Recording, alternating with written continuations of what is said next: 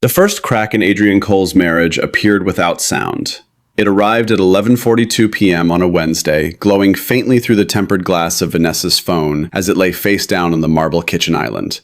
He hadn't meant to look.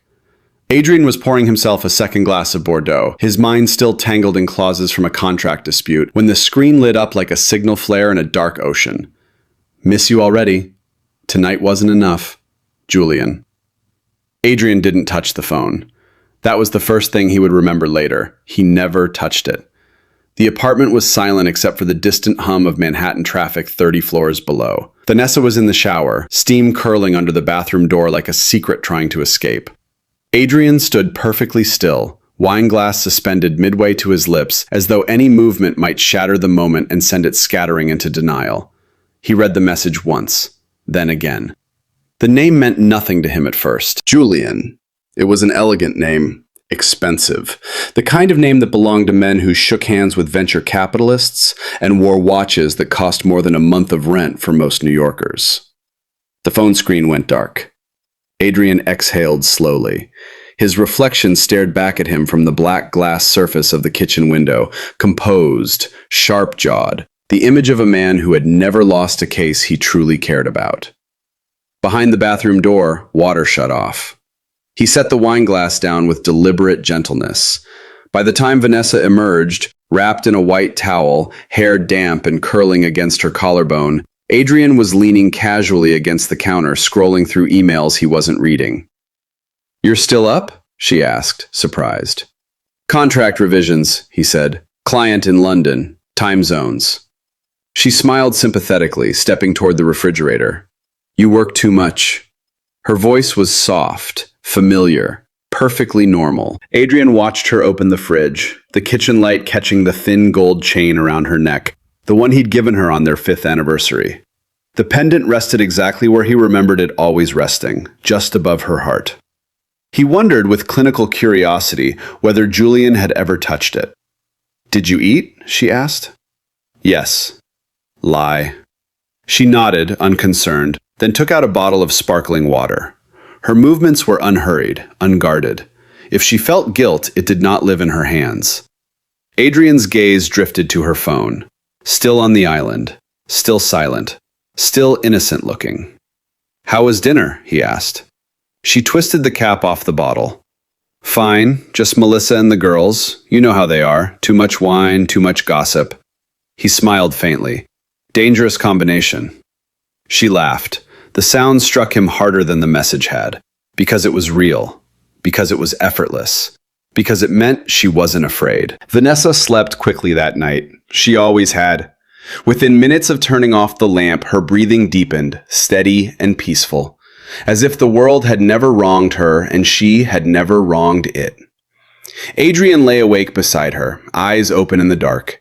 He wasn't angry. That realization unsettled him more than rage would have. Anger would have been simple, loud, cleansing, something you could pour into a glass and swallow in one burning mouthful. But this feeling was quiet, precise. It moved through him like a scalpel, not a flame. He turned his head slightly and studied her profile in the dim light filtering through the curtains. Vanessa Cole, former gallery assistant turned lifestyle consultant, Instagram tastemaker, patron of charity luncheons and museum boards. She had a way of tilting her head when she listened that made people feel fascinating. She remembered birthdays. She sent handwritten thank you notes.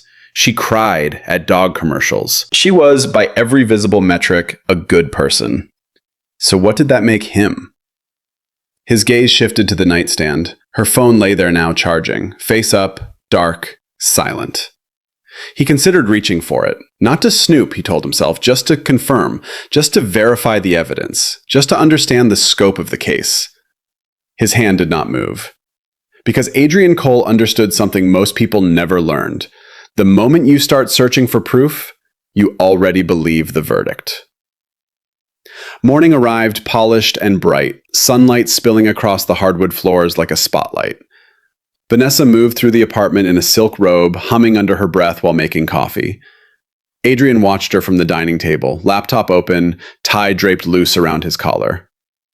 "You're staring," she said lightly. Am I? Yes.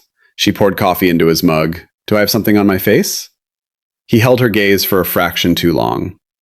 No. She smiled, satisfied, and kissed his temple. Her lips were warm, unhesitating, practiced. Adrian closed his eyes briefly after she walked away, as if committing the sensation to memory for a future courtroom exhibit labeled Before. His phone buzzed, an email notification, subject line, Mercer Foundation Autumn Gala Invitation. He clicked it open. The host list appeared in elegant serif font near the bottom. Julian Mercer and Eleanor Mercer. Adrian's pulse did not change. He reread the names once, then again. Across the room, Vanessa was scrolling through her own phone, thumb moving in small, secret arcs. Anything interesting? She asked without looking up. Adrian's gaze lingered on her for a long moment. Yes, he said quietly, there was. He just hadn't decided yet what he was going to do about it. The email stayed open on Adrian Cole's screen long after he finished reading it. Not because it was long, it wasn't. 3 paragraphs, formal, polished. The kind of invitation written by someone paid to make wealth sound charitable and power sound tasteful.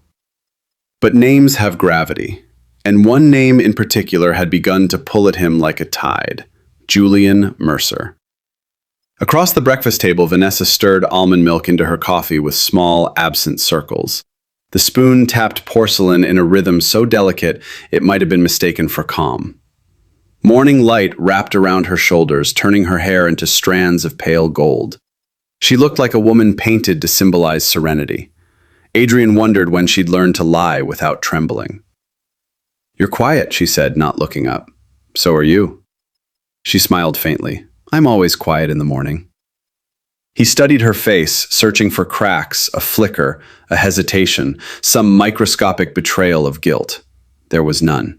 Vanessa's expression had the effortless composure of someone who had never once had to defend herself in court or in love. Adrian clicked the email closed. "Are you free Friday night?" he asked.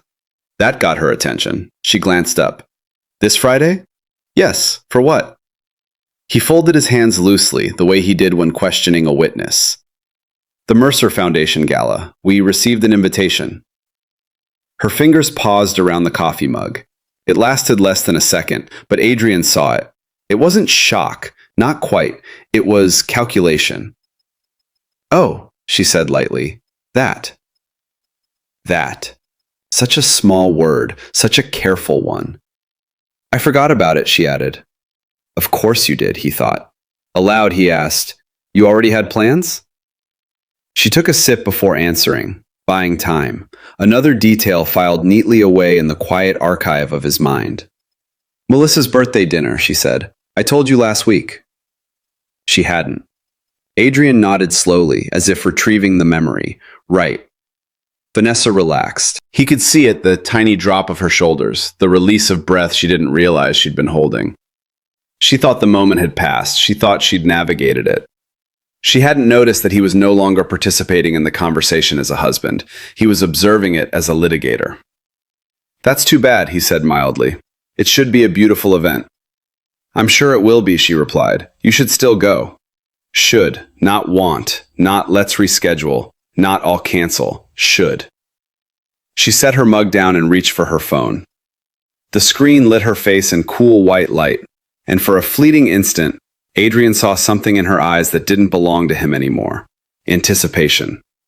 It vanished before anyone could accuse it. By noon, Adrian had read everything publicly available about Julian Mercer. Net worth estimates, interviews, philanthropic initiatives, investment history, articles with headlines like "The Man Who Funds Tomorrow," photographs of Julian shaking hands with senators, laughing beside actresses, standing at podiums with the relaxed confidence of someone who had never once doubted his place in a room.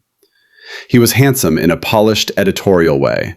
Dark hair, precise jawline, a smile calibrated for cameras. The kind of man who looked expensive even in candid shots. Adrian didn't feel jealousy. He felt curiosity, which was worse. On another tab, he opened Eleanor Mercer's profile. Unlike her husband, she did not seem interested in publicity. Her social media was private. Her public appearances were few. Most photographs showed her beside Julian at formal events, elegant, poised, almost translucent in her restraint. She had the kind of beauty that didn't announce itself. The kind people only noticed after they'd already been looking for several seconds. Adrian leaned back in his chair. So that was her, the other spouse, the other life quietly cracking somewhere across Manhattan. He wondered if she knew. Statistically, she did. People always knew, not consciously perhaps, but somewhere in the body, in the pauses, in the late replies, in the way a partner's laughter changed tone when they texted someone else, the truth registered long before the mind allowed it language. Adrian closed the browser. On his desk, his reflection stared up from the darkened screen of his phone. "You're going," he murmured to himself. "Not as a guest, as evidence." That evening, Vanessa stood in the bedroom doorway fastening an earring, dressed in a black silk blouse and tailored trousers. Her perfume drifted into the hall ahead of her like a promise she wasn't making to him. "I won't be late," she said. "Dinner's at 7. Adrian adjusted his cufflinks. Of course. She watched him a moment. "You're not upset I can't go with you Friday, are you?" There it was. Not concern, verification. He met her eyes. "Why would I be?" "I don't know," she shrugged. "You've seemed distant." Accurate, he thought. "Work," he said simply. She nodded, relieved again. "You should mingle a lot. Those events are good for networking." Networking. Such a practical word for proximity. "I intend to," he said. Vanessa crossed the room and kissed his cheek. Her lips lingered half a second longer than necessary, not out of love, but out of habit. Then she picked up her purse. "Text me if you need anything." "I won't." She smiled, misreading the sentence as reassurance. The front door closed softly behind her. Adrian stood still in the silence she left behind. Then, very slowly, he walked to the window. 30 floors below, the city moved in glittering veins of traffic and light. Somewhere out there, he knew, Julian Mercer existed, in the same night, breathing the same air, walking the same sidewalks, touching the same world. Touching his wife. Adrian's jaw tightened once. Not in anger, in decision. He returned to the bedroom, opened his closet, and slid past rows of suits until his fingers stopped on one he rarely wore, charcoal, impeccably cut, severe without being loud. The suit he chose when he needed to be underestimated. He lifted it from the hanger. "Friday," he said softly. Not a threat, a promise. Across the city, in a townhouse lit by warm lamplight, Eleanor Mercer sat alone at a dining table set for two. Her phone rested beside her plate, silent. She did not touch it. Not because she trusted her husband, but because she already knew. The Mercer Foundation Gala unfolded beneath chandeliers the size of small planets. Crystal light scattered across the ballroom ceiling of the Astor Region Hotel, refracting into 1,000 soft glimmers that drifted over silk gowns, tailored tuxedos, and the curated laughter of people accustomed to being admired. A string quartet played near the balcony doors, their music elegant enough to be ignored. Adrian Cole arrived exactly 7 minutes late. Not late enough to appear careless, just late enough to appear deliberate. His charcoal suit fit like restraint, his expression like diplomacy. He handed his invitation to the hostess, who smiled with professional warmth. "Welcome, Mr. Cole." Inside, the air smelled faintly of white roses and expensive perfume, a scent designed to suggest purity while costing more than honesty ever had. Adrian stepped into the crowd. He did not search for Julian Mercer immediately. A hunter who runs startles the forest. Instead, he accepted a glass of champagne from a passing tray and let his gaze drift lazily, as if he were merely another affluent guest measuring the room for business opportunities. His eyes skimmed donors, board members, influencers, minor celebrities, faces he recognized from legal galas, art auctions, and magazine spreads. Then, there. Julian Mercer stood near the center of the ballroom, one hand resting casually in his pocket, the other holding a drink he hadn't sipped. He was surrounded by people leaning toward him the way sunflowers lean toward light. His smile was effortless, his posture loose, his confidence the kind men wore when they had never been meaningfully denied. He looked exactly like his photographs. Adrian studied him with the calm focus of a man reading a contract clause that might cost millions. Julian laughed at something a woman beside him said. The sound carried low, smooth, practiced. The laugh of a man who understood that charm was a currency and spent it generously. Adrian felt nothing. Not rage, not envy, just precision. He shifted his gaze slightly and saw her. She stood a few feet from Julian, angled just outside the orbit of his attention. Eleanor Mercer wore a midnight blue gown that fell in clean lines to the floor, its simplicity so refined it bordered on defiance. Her hair was pinned back loosely, revealing a face that did not beg to be noticed, which was precisely why it was. She wasn't speaking, she wasn't drinking, she was watching. Not the room, her husband. There was no accusation in her expression, no sadness, only recognition. Adrian's breath slowed. Ah, he thought, so she knows. As if summoned by the thought, Eleanor's eyes shifted. They landed on him. For a moment, neither of them moved. It wasn't attraction, not yet. It wasn't curiosity either. It was something quieter and far more dangerous. Identification. She didn't know who he was, but she knew what he was. Someone who had seen something he wasn't supposed to see. Someone whose life had divided into before and after without permission. Someone who had recently learned how silence could scream. Adrian took a sip of champagne and walked toward her. Not quickly, not slowly, precisely. Up close, Eleanor Mercer's composure became more striking. Her skin held that faint translucence of someone who slept poorly but hid it well. Her eyes, gray, not blue, held the stillness of deep water. Mrs. Mercer, Adrian said gently. Her brows lifted a fraction. Yes? Adrian Cole.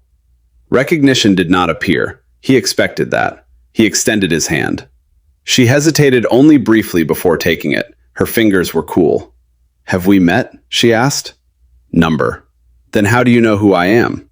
He let the smallest hint of a smile touch his mouth. Your husband is difficult not to recognize. Her gaze flickered not toward Julian, but inward. Yes, she said. He is. Silence settled between them. It wasn't awkward. It was measured. Across the room, Julian laughed again. The woman beside him touched his arm. He didn't pull away. Adrian saw Eleanor notice. He also saw her choose not to react. Interesting. You're here alone, she said. So are you. My husband is working the room. My wife, Adrian replied, had other plans. The words hung in the air like a thread drawn tight. Eleanor tilted her head slightly. Not confusion, evaluation. I see, she said. Adrian studied her face as he spoke his next sentence. Not for drama, not for cruelty, but for confirmation. Do you? Their eyes met, and something passed between them. Not shock, not outrage, recognition again. Eleanor's lips parted very slightly, as though a truth had brushed against them from the inside. She didn't ask what he meant, because she understood. Of course she understood. Her gaze drifted past him, over his shoulder, toward the bar, but Adrian knew she wasn't seeing the bar. She was seeing memories. Late nights, unanswered messages, subtle shifts in tone. The invisible mathematics of betrayal every spouse eventually learns to calculate. When she looked back at him, her expression had changed. Not broken, clear. How long? She asked quietly. The question was so soft it dissolved into the music. Adrian didn't pretend not to understand. I don't know, he said. You? A pause, then equally soft. Long enough. Neither of them blinked. Around them, the gala sparkled and chimed and laughed, oblivious. A waiter passed carrying miniature crab cakes. Someone clinked a glass. Applause rippled near the stage as a donor was introduced. Inside the small stillness where Adrian and Eleanor stood, the air felt different, denser, honest. Does he know you know? Adrian asked. No, mine doesn't either. Eleanor studied him carefully now, as if adjusting the focus on a lens. You're very calm, she said. So are you. Yes, she admitted, I am. Another silence, this one heavier. What are you going to do? She asked. Adrian's eyes drifted briefly toward Julian Mercer. Julian was smiling, radiant, untouched. Adrian turned back to Eleanor. I haven't decided yet. It wasn't a lie, not entirely. Eleanor nodded once, absorbing that answer the way someone absorbs a diagnosis without flinching, because flinching would imply surprise. I suppose, she said softly, neither have I. Across the ballroom, Julian finally looked in their direction, not at Adrian, at Eleanor. He lifted his glass slightly in acknowledgement, the casual gesture of a husband checking in with his wife. She raised hers in return, perfectly, flawlessly. If Adrian hadn't been standing beside her, he might have believed it meant affection. Instead, he saw what it really was. Performance. Julian turned away again, already laughing at something else. Eleanor lowered her glass. For the first time, a trace of something raw flickered across her face. Not pain. Not quite. Humiliation. She exhaled slowly, and when she spoke again, her voice held the faintest edge of steel. Well, Mr. Cole, she said, this is certainly a strange way to meet someone. Adrian inclined his head. Yes, he said, it is. A beat. Then, almost gently, but I have a feeling it isn't the last. Eleanor held his gaze, and for the first time that night, she smiled. Not politely. They did not exchange numbers at the gala. They didn't need to. Some encounters did not rely on logistics. They existed the way storms did, inevitable once pressure gathered, inevitable once the air changed. Adrian knew he would see Eleanor Mercer again, the moment she'd given him that last smile, the one that hadn't asked permission to exist. 3 days later, she called his office. Not his cell, his office. His assistant's voice came through the intercom. Mr. Cole, a Mrs. Eleanor Mercer on line 1? Adrian paused mid-signature. The pen hovered above paper. Put her through. The click was soft. Then her voice arrived calm, clear, unmistakable. Mr. Cole, Mrs. Mercer. Silence, but not empty. It was the kind that tested whether either of them would pretend this was accidental. Neither did. I was wondering, she said, if you might be available for coffee. Not to talk, not to discuss. Coffee. Neutral, civilized, almost innocent. Adrian leaned back slowly in his chair, gaze drifting to the window overlooking downtown Manhattan. Traffic crawled along the avenue below like veins carrying impatience through the city's body. When? He asked. Now would be ideal, she said. Of course it would. I know a place, she added. No one from our social circles goes there. The pause before social circles was deliberate. I'll be there in 20 minutes, he said. The cafe was narrow, dim, and unfashionably quiet. The kind of place people only discovered by accident or intention. No influencers, no investors, no polished laughter. Just the low hum of an espresso machine and the soft scratch of a pen somewhere in the back. Eleanor sat at a corner table. She wasn't dressed like she had been at the gala. No silk, no diamonds, just a charcoal coat, dark trousers, and a cream blouse. Minimal makeup, hair loosely tied. She looked younger this way, more real, more dangerous. Adrian noticed she hadn't ordered yet. You waited, he said as he approached. I didn't know what you drink. Black coffee. She nodded once, as if confirming a theory, and signaled the barista. They ordered, sat, listened to the hiss of steaming milk. For a full minute, neither spoke. It wasn't awkward. It was reconnaissance. Eleanor folded her hands on the table. How certain are you? Adrian didn't ask what she meant. 100%, he said. She studied his face, searching for exaggeration. She found none. And you, he asked? 99. What's missing? Proof I can hold. Adrian nodded faintly. That made sense. Suspicion lived in the mind. Evidence lived in the world. The first could be denied. The second could not. The barista placed their coffees down. Neither touched them. Eleanor spoke again. I've known for months. That interested him. And you said nothing? No. Why? Her gaze didn't waver. Because I wanted to understand first. Adrian felt something shift inside his chest. Not emotion exactly. Recognition. Yes, he thought. She is like me. I assume, she continued, you've already started collecting information? Yes, of course you have. A faint smile touched her mouth, but it held no humor. It held respect. Adrian leaned forward slightly. What do you want, Mrs. Mercer? Not what are you going to do? What do you want? Her eyes flickered approval again. Truth, she said. That's all? For now. He watched her carefully. Most people want punishment. I'm not most people. No, he agreed. You're not. Silence stretched. Outside, a taxi honked. Somewhere behind them, a spoon clinked against ceramic. Eleanor tilted her head. You have a plan. It wasn't a question. Adrian didn't answer immediately. Because he did. It had begun forming the moment he saw Julian Mercer's name on that invitation assembling itself piece by piece in the quiet architecture of his mind. A strategy not built from rage, but from timing. Yes, he said at last. I thought so. She sat back slightly. Tell me. He held her gaze. No scenes, he said. No accusations. No emotional confrontations. She listened without blinking. No lawyers, no threats, no public scandals. His voice was calm, almost gentle. We let them continue. Her fingers stilled. Continue? She repeated. Yes. Her eyes sharpened. And then? Adrian's tone didn't change. We show them that we know. How? At the right moment. And when, she asked quietly, is the right moment? He took his first sip of coffee. It had gone slightly cool. When they're happiest. The words settled between them like a sealed verdict. Eleanor didn't react immediately. Most people would have surprise, satisfaction, even cruelty.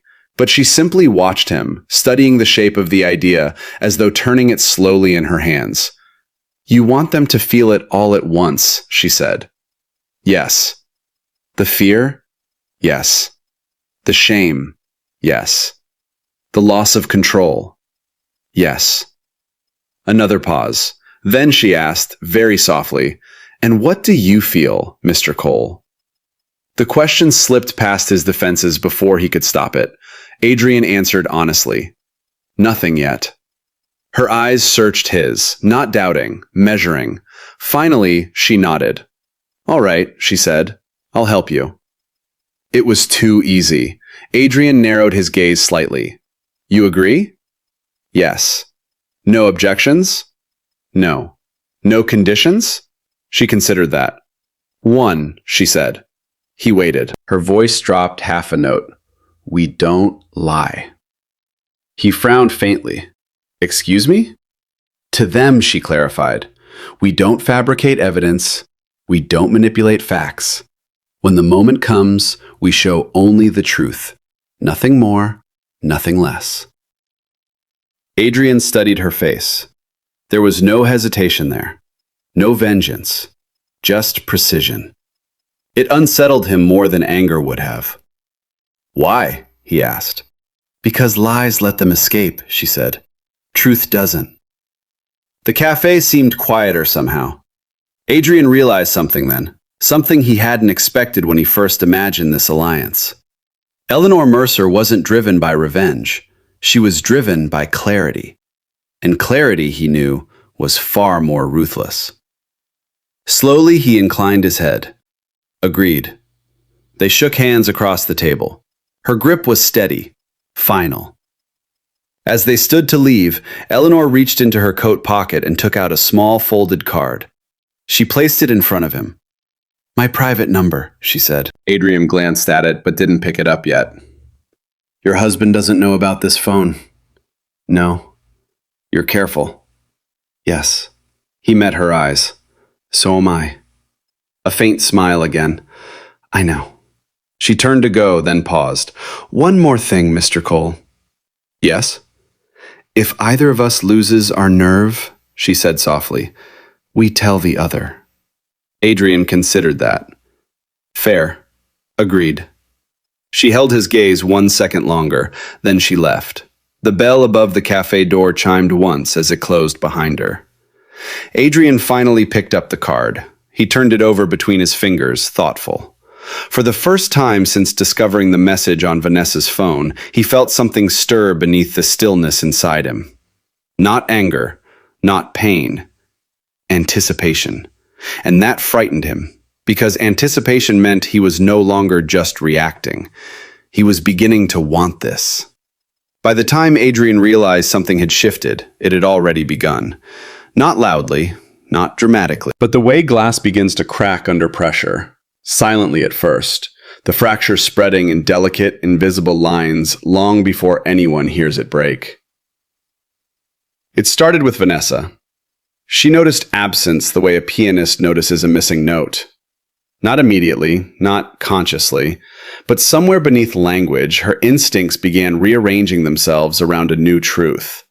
Her husband was no longer where she expected him to be. Not physically, emotionally. They were having dinner when she first said it. Not a confrontation, not an accusation, just an observation slipped into conversation like a blade disguised as a ribbon. "You've been different lately." Adrian didn't look up from his plate. Different how? She tilted her head, studying him. That familiar gesture, the one that used to make strangers feel fascinating, now carried the faint precision of surveillance.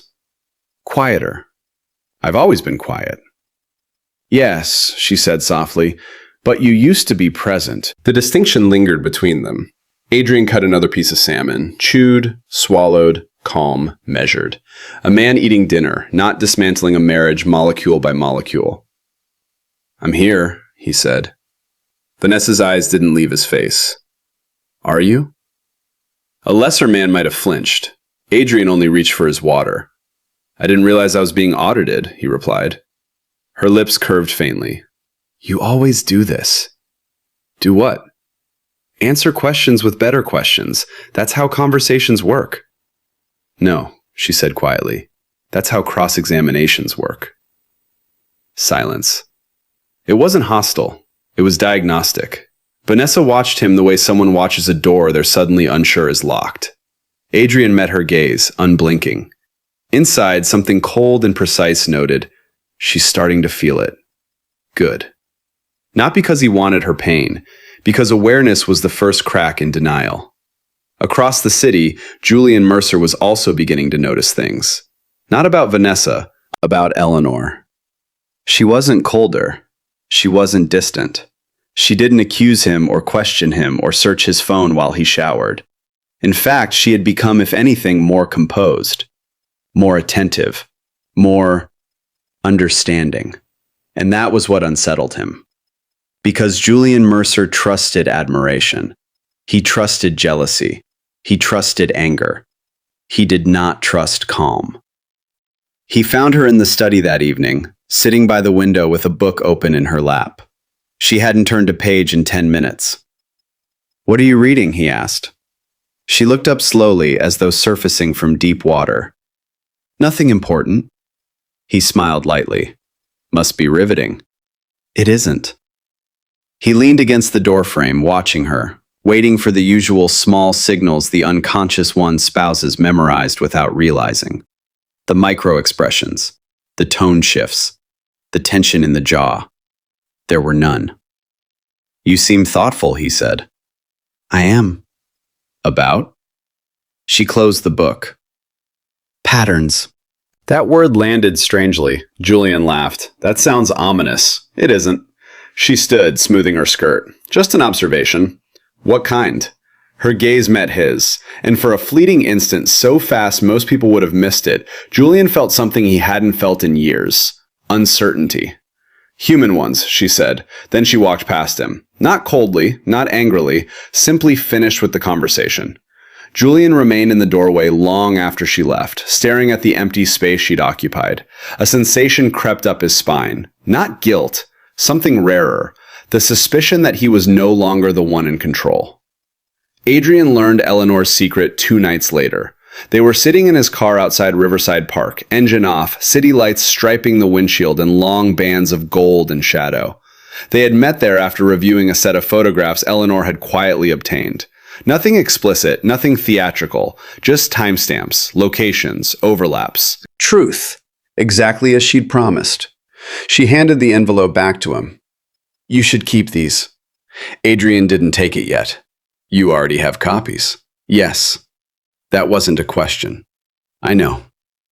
A faint ghost of a smile crossed her mouth. He finally accepted the envelope and placed it in the glove compartment. Does it hurt? He asked. She considered the question. No, she said. Adrian studied her profile. I don't believe you. I didn't say it never did, she replied. I said it doesn't now. Why not? Her fingers rested loosely in her lap, relaxed, unclenched.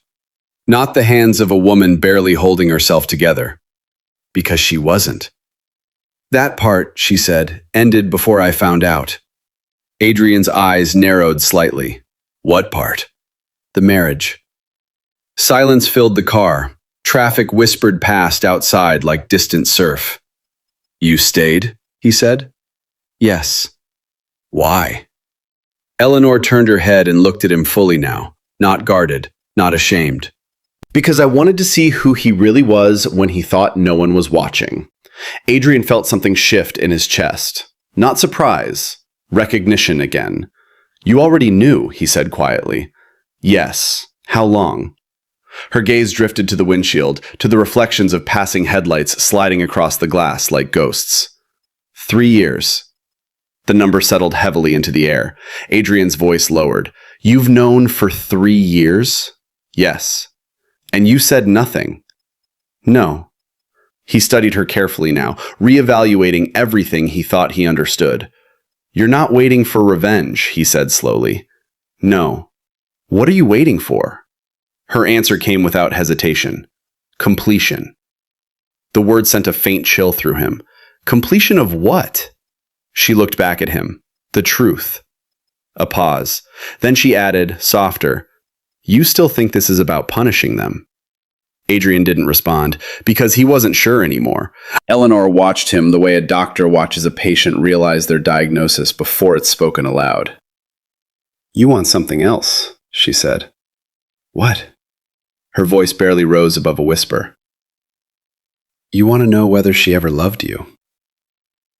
The question struck deeper than accusation ever could. Adrian's jaw tightened almost imperceptibly. Outside, a siren wailed in the distance, thin and lonely. He didn't answer, didn't deny it, didn't confirm it. Eleanor nodded once. That was answer enough. A long moment passed. Then she said quietly, There's something you should know. Adrian turned toward her. What? Her expression didn't change. I didn't meet you at that gala by coincidence. Stillness. The city noise seemed to fade. What do you mean? He asked. I knew who you were before you spoke to me. His voice cooled. How? I saw your name in his messages. The air between them sharpened instantly. He talks about my wife, Adrian said. Yes. How often? Enough? Adrian's hand tightened slightly on the steering wheel. And you approached me anyway. Yes. Why? Her answer was simple. Because I wanted to see what kind of man she risked her life for. Silence. Not hostile, not warm. Just truth, sitting plainly between them. Adrian searched her face for mockery. There was none, only calm. That calm again. That terrifying, unwavering calm. And for the first time since this began, Adrian realized something. He hadn't formed this alliance. She had. The invitation arrived on thick ivory cardstock. Not email, not text. Paper. Old money always preferred paper when something important was about to happen. Paper felt permanent, documented, unavoidable. The Mercer Foundation Winter Benefit, private residence, Upper East Side, formal attire required. Adrian held the card between his fingers, studying the embossed lettering as if it were a legal exhibit submitted too late to be withdrawn. Across from him, Eleanor sat on the leather sofa, one leg crossed over the other, watching his face with quiet attention. They moved quickly, she said. Yes, they want visibility. They want control, Adrian corrected. A faint pause, then she inclined her head. Yes, that. The fire in the corner crackled softly. Outside, snow drifted past the tall windows in slow, deliberate spirals, turning Manhattan into something deceptively peaceful.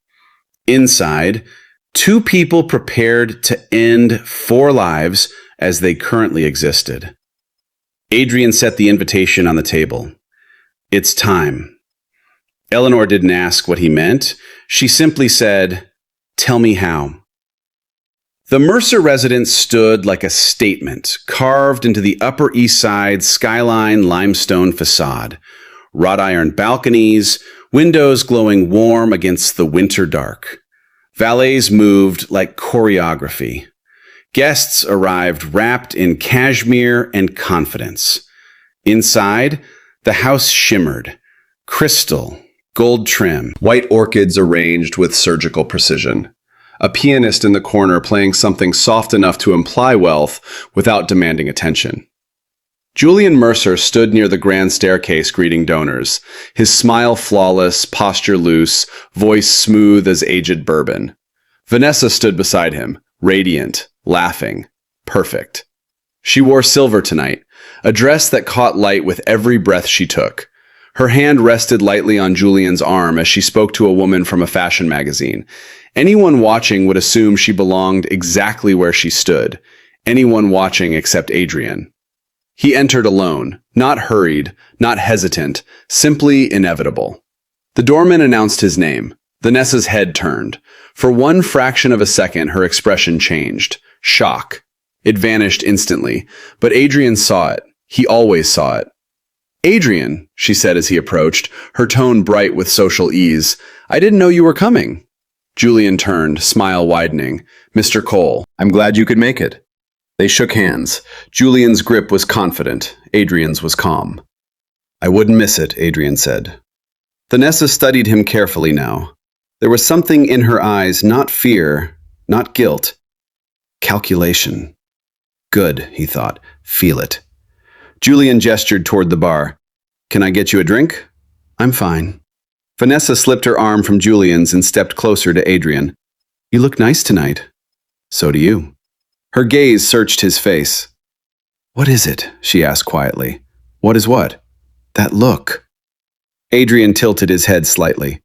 "You'd have to be more specific." Before she could answer, "Mr. Cole," Eleanor's voice. All 3 of them turned. She descended the staircase slowly, one hand resting lightly on the railing. She wore black tonight, not dramatic, not flashy, just black. Clean lines, no jewelry except her wedding ring. Julian's smile flickered, only a little. "Darling," he said, "you made it." "I live here," she replied gently. A ripple of soft laughter came from nearby guests. Julian chuckled too, but his eyes stayed on her half a second longer than necessary. Something in her stillness unsettled him. Adrian noticed. Eleanor reached the bottom step and stopped beside Julian, her shoulder almost touching his. Her gaze shifted to Vanessa. "Hello," she said politely. Vanessa smiled. "Hi, it's good to see you again." "Yes," Eleanor said, "it is."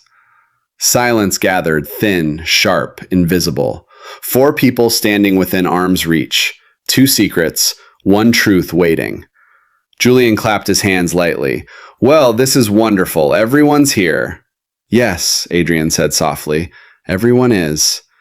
Julian glanced at him. "What was that?" "I said," Adrian replied calmly, "it's a beautiful house." Julian relaxed slightly. "Thank you. Eleanor has impeccable taste." Eleanor didn't look at him. She looked at Adrian. The smallest nod. Now.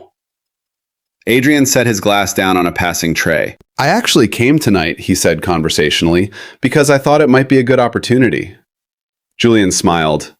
"For networking?" "For honesty." The word landed wrong. Julian's brow creased faintly. I'm sorry? Vanessa's fingers curled slightly at her side. Adrian turned to her. Tell me something, he said gently. How long have you been sleeping with him? The room did not go silent. It went hollow. Sound still existed. Piano, glasses clinking, murmurs, but around the four of them, space collapsed into vacuum.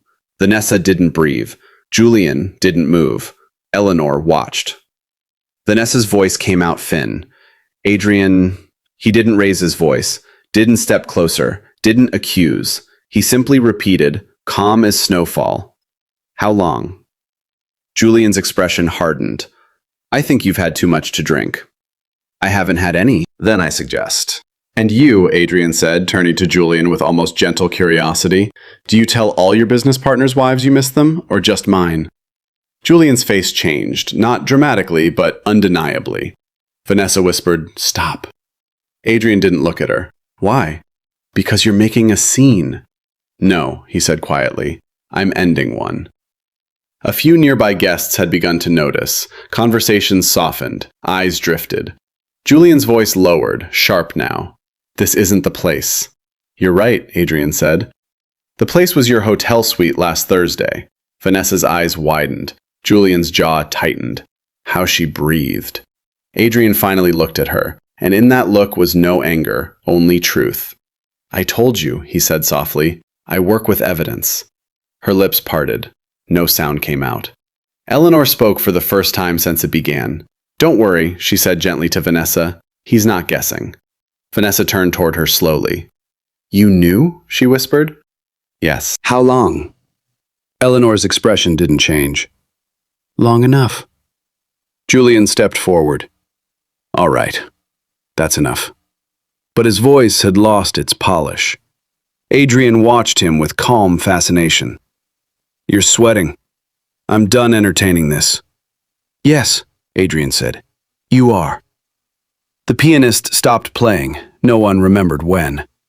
The silence now was real. Vanessa looked between the two men, panic beginning to fracture her composure. Adrian, please, we can talk about this at home. We are talking, not here. Why not? He asked quietly. This is where it happened. Her breath caught. Julian snapped. You're out of line. Adrian's eyes shifted to him. No, you stepped over it. A murmur rippled through the nearby crowd. Vanessa's voice trembled. Why are you doing this? Adrian answered honestly. Because I wanted to see your face when you realized I knew. Tears filled her eyes. Not dramatic, not theatrical, just human. And that almost broke him. Almost. Julian grabbed Vanessa's arm. We're leaving. Eleanor's voice stopped him. No, she said softly. He turned. She was looking at him the way a judge looks at a verdict already decided. You're not leaving, she continued. Not yet. Something in her tone froze him in place. Not volume. Authority. Julian stared at her. Excuse me? You heard me. A long pause. Then Adrian reached into his inner pocket and removed a small envelope. He handed it to Julian. Inside were photographs, dates, times, proof. Julian didn't open it. He didn't have to. He already knew. Vanessa covered her mouth. The world they had built, polished, curated, admired, had just cracked open in public view. Not shattered, not yet, but cracked enough that everyone could see inside. Adrian stepped back. His voice was quiet. I think, he said, we're finished here. He turned, walked toward the door. Not fast, not slow. Behind him, silence roared. Outside, snow fell in soft white sheets. Eleanor joined him on the steps a moment later. They're still inside, she said. Yes. She looked at him. Well, she said calmly, that's done. Adrian studied her face. You're not relieved? No. Why not? She considered. Because, she said softly, this wasn't the ending. Snow settled on her dark hair like ash. Adrian felt it then. Not victory, not peace. Something else, something heavier. What was it? He asked. Eleanor met his eyes. The beginning. Snow kept falling long after the scandal ended. By morning, Manhattan looked untouched, sidewalks softened, rooftops smoothed, streets hushed beneath a white stillness that disguised the previous night's fracture. The city had always been skilled at that, covering damage with beauty. Adrian stood at his apartment window, watching it. His reflection hovered faintly in the glass, superimposed over the skyline, a man suspended between two versions of himself. The one who had walked into Julian Mercer's house, and the one who had walked out. Behind him, the apartment was silent. Vanessa hadn't come home. He didn't call. He didn't check her location. He didn't reread old messages or stare at photographs like evidence of a life that had once testified in his favor. He simply stood there, hands in his pockets, listening to the quiet. It didn't feel like victory. He had expected something: relief, perhaps. Satisfaction. Closure. Some emotional punctuation mark signaling that the story had reached its grammatical end. Instead, there was only space. Not painful, not peaceful, just space. The kind that exists after a storm when the air is clean but the trees are still missing branches. His phone buzzed once on the kitchen counter. He let it ring. Buzz again. He turned slowly and walked over, glancing down. Eleanor. He stared at the name for a long moment before answering. Hello? Her voice came calm, as always. Did you sleep? No, neither did I. A pause. Not heavy. Not strained. Just shared. How is she? Eleanor asked. He didn't need clarification. Gone, I assumed. She left a note. What did it say? Adrian's gaze drifted toward the folded paper lying on the table. Nothing untrue, he said. Nothing useful. I see. Another silence. Outside, a snowplow groaned faintly down the street. Julian's lawyers called this morning, she said. That was fast. He wants discretion. Adrian almost smiled. Of course he does. He's offering a settlement. You're not taking it. No. He nodded to himself. He'd known she wouldn't. Not because she was proud, because she was finished. What will you do? He asked. Leave. The word landed softly. When? Soon. A faint tightening in his chest. Where? I haven't decided yet. He traced a finger along the edge of the counter. You don't sound angry. I'm not. Hurt? No. What then? Her answer came with quiet certainty. Free. He closed his eyes briefly. Yes, that was it. Not revenge. Release. I keep waiting to feel something dramatic, he admitted. You won't. No? No. Her tone held gentle knowledge. Because revenge doesn't heal anything. It only removes illusions. Adrian leaned back against the counter, absorbing that. Removes illusions. Yes. That was exactly what it had done. Not destroyed his marriage, revealed it. Not exposed betrayal, exposed absence. Vanessa hadn't left him for Julian. She had left long before Julian existed. Julian had simply been where she landed. Adrian, Eleanor said softly. Yes. What you lost wasn't her. He swallowed once. I know. What you lost, she continued, was the version of her you believed in. Silence. He let the truth settle. Outside, snow slid from a fire escape in a soft cascade. And that, she said, hurts more. Yes. Another pause. Then, do you regret it? He considered carefully. No. Neither do I. Her voice wasn't cold. It was clear. They met that evening in Riverside Park again. The same place. The same river. The same bench facing water that moved with patient indifference to human drama. Eleanor sat beside him, her coat wrapped close, her breath faint in the winter air. She looked different now. Not brighter, not lighter. Simpler. Like someone who had finally set down something heavy she'd carried so long she'd forgotten its weight. For a while, neither spoke. The river didn't hurry them. Julian asked me this morning, she said eventually, if I ever loved him. Adrian glanced at her. What did you say? The truth. And that is, I did. Once. He nodded slowly. That's the cruelest part, she added. Not that it ended. That it ended quietly. Adrian understood. Love rarely exploded. It eroded. What did he say? Adrian asked. He asked when it changed. And? I told him I wasn't sure it ever did. She paused. I think I just noticed the silence later than he did. Wind brushed across the river, lifting a strand of her hair. Adrian reached out instinctively and tucked it behind her ear. The gesture surprised them both, not because it was intimate, because it was gentle. Eleanor didn't pull away. Are you afraid? She asked. Of what? Of what comes next. He thought about that. Yes, he said. Good. He frowned faintly. Good? Yes. She turned toward him slightly. Fear means you're not numb anymore. He considered that. She was right. He wasn't numb. He felt the cold air, the sound of water, the presence of her beside him, the faint ache in his chest that wasn't pain, exactly, just sensation, returning to places that had been anesthetized. Eleanor, he said quietly. Yes. What are we? She didn't answer immediately. She looked out at the river, at the gray water carrying pieces of broken ice slowly downstream. Finally, she said, two people who saw each other clearly. He let that settle. It wasn't romance. It wasn't promise. It was something rarer. Truth. After a moment, she added softly, That's enough for now. Adrian nodded. Yes, he said, it is. They sat there until the streetlights flickered on, until the snow turned blue in the dusk, until the city began breathing again after its long, white pause. Neither reached for the other. Neither pulled away.